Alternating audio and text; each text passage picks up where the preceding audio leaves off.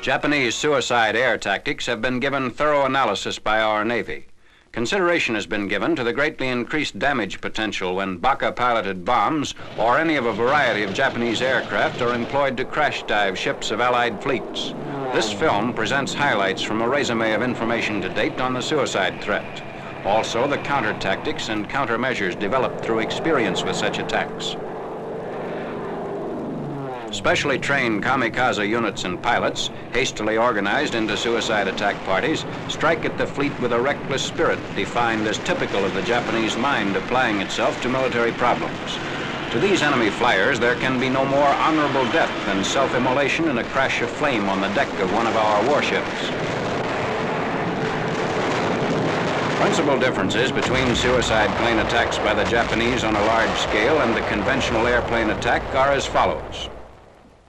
Range of enemy attack is greater because no return trip is necessary. Higher percentage of hits because missile is aimable right up to the point of contact. Suicide pilots are more determined than daring and are not deterred by actual or psychological obstacles. The suicide plane, with or without a bomb, is an extremely effective incendiary agent because of the gasoline carried. Any type of approach may be expected. Deep and shallow dives and low-level runs. The enemy continually varies his type of attack. One recent method has been to approach at low altitude from the bow or astern, parallel to the ship's course, thereby reducing AA fire, and when opposite the ship to execute a wing over and crash into the bridge. In order to effect surprise, a suicide plane may approach over land to avoid radar detection. At low altitude below the radar horizon, in vicinity of or following friendly planes in order to render identification difficult. Use cloud cover. Use maximum speed. Approach from direction of sun or during low visibility. Employ simultaneous multiple attacks using one or more planes as decoys.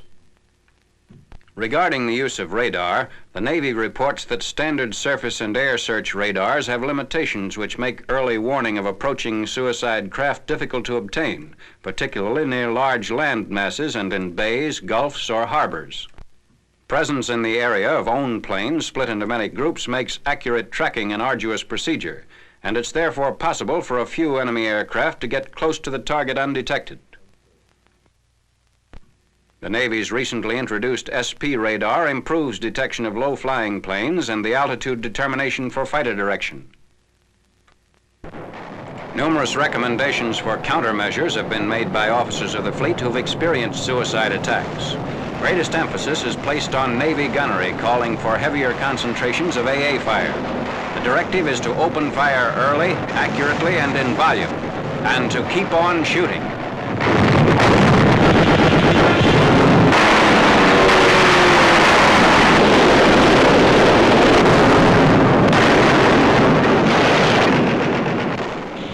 Hitting the source of the attacks before they can be launched.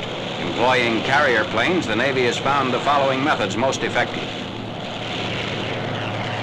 Fighter sweeps of enemy airfields to destroy planes on the ground and airborne over the fields.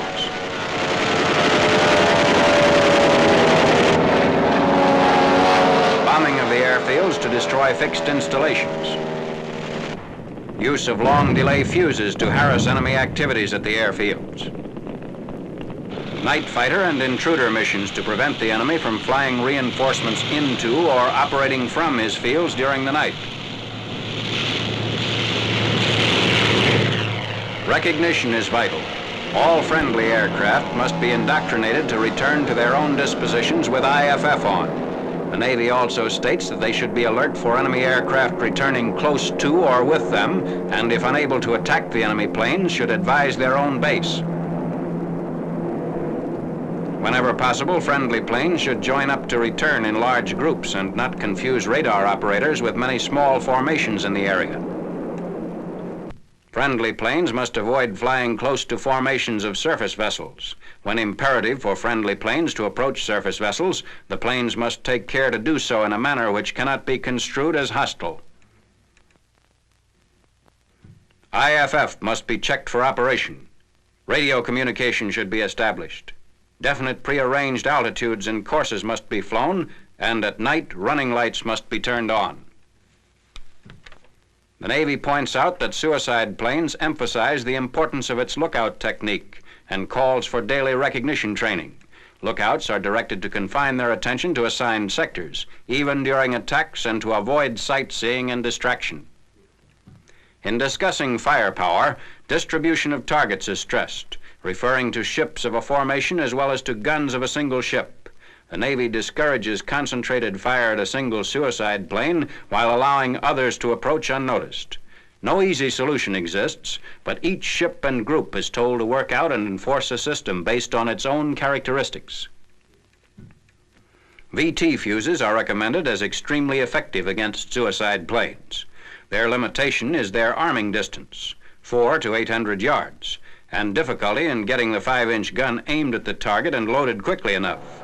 Training to reduce this time and increase local control effectiveness is called for, so that VT fuse projectiles may be used in greater numbers.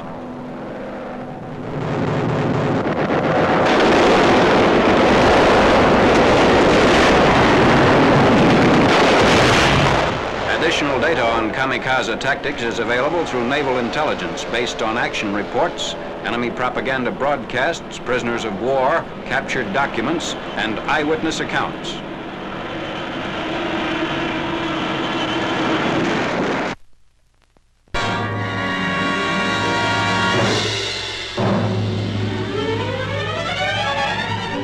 Navy films of Admiral William F. Halsey's Third Fleet grouping at an advanced Pacific base prior to departure for the shores of Japan. This aerial panorama shows only a portion of the most powerful striking force ever assembled as one unit in the Pacific.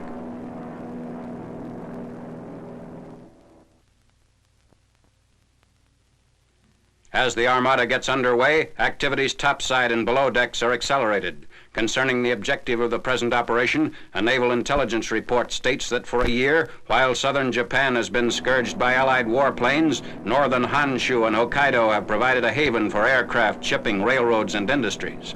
Bombardment from the sea, coupled with strikes by carrier planes of Task Force 38, will now end this isolation. High-ranking Navy men follow the warships as they steam toward the Japanese mainland.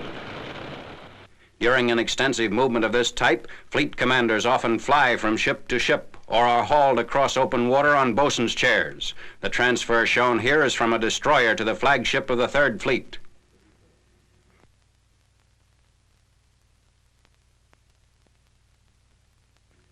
Range, bearing, ship positions are instantly and continuously reported. In the chart room of the flagship, Admiral Halsey and his staff prepare to give the order for the first naval bombardment of the Japanese homeland. General Quarters brings all hands to battle stations, and the huge 14 and 16-inch batteries are readied for immediate action.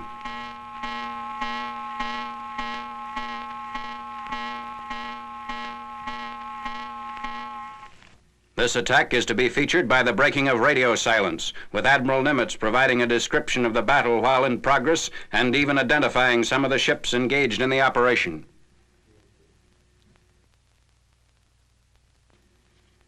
Guns are aimed at Kamaishi on the east coast of Honshu, 275 miles northeast of Tokyo, and an important iron and steel producing center. The closest warship is within 3,000 yards of the shoreline. The target lies behind the first range of hills. Firing commences at approximately 1200, 14th July.